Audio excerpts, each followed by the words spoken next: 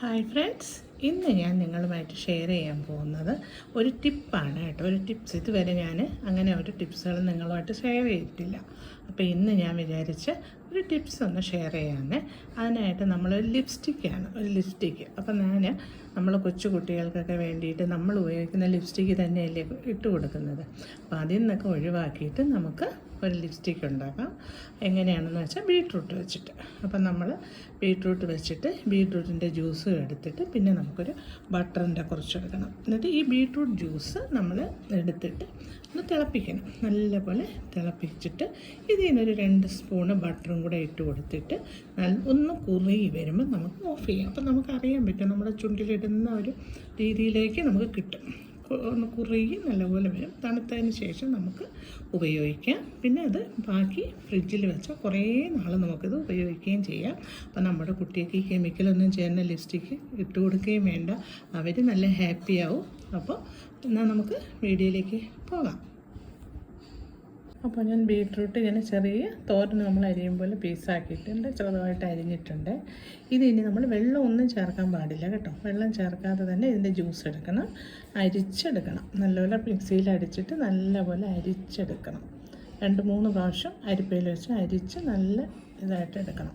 എടുത്തതിന് ശേഷമാണ് നമ്മൾ ചൂടാക്കി നമുക്ക് തിളപ്പിച്ച് വറ്റിച്ച് ബട്ടറും കൂടി ചേർത്ത് എടുക്കാം, കുറുക്കിയെടുക്കാം. ജ്യൂസ് അടിച്ചെടുക്കാം. അപ്പോൾ ബീട്രൂട്ട് ജ്യൂസ് ഇവിടെ ഞാൻ എടുത്തിട്ടുണ്ട്.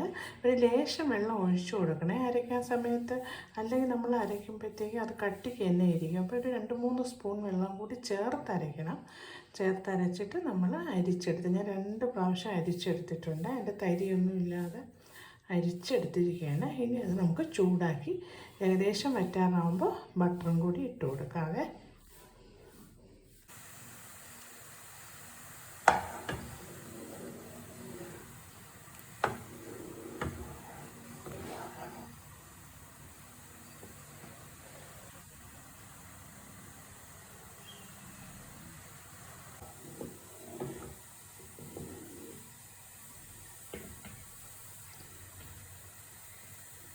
കുറച്ച് ബട്ടർ കൂടെ ഇട്ട് കൊടുക്കാതെ ഒരു പീസ്.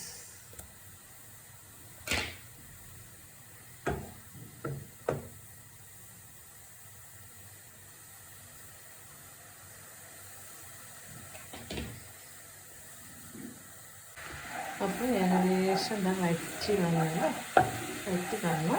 ഇത് കുറേ ദിവസത്തേക്ക് വരും കേട്ടോ. നമ്മൾ ശാഖയിലല്ലേ കുട്ടികൾ ഇട്ട് കൊടുക്കാം.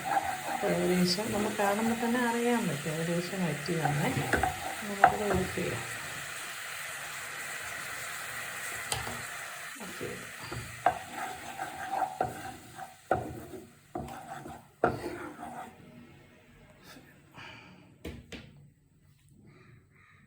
അപ്പോൾ നമ്മുടെ ലിപ്സ്റ്റിക്ക് ഇവിടെ റെഡി ആയിട്ടുണ്ട്. ഡാർക്കായിട്ടിരിക്കുന്നത് കണക്കാക്കണ്ട, നമുക്ക് നല്ല കളർ തന്നെയാണ്.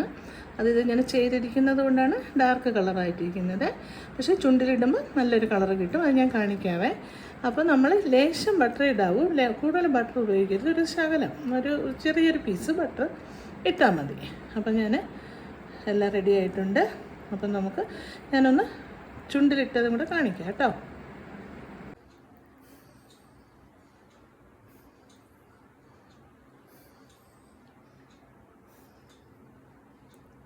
അപ്പോൾ നല്ലൊരു കളറാണ്, കുട്ടികൾക്കൊക്കെ ഇഷ്ടമാവും. അപ്പോൾ എല്ലാവരും ഇതുപോലെ ഒന്ന് ചെയ്ത് കൊടുക്കണം.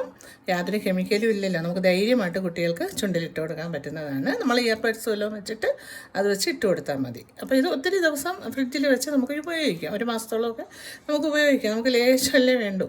അപ്പോൾ എല്ലാവരും ചെയ്ത് നോക്കുക, കുട്ടികൾക്കൊക്കെ സന്തോഷമാവും. അപ്പോൾ അടുത്തൊരു റെസിപ്പിയുമായി കാണുമായിരിക്കും.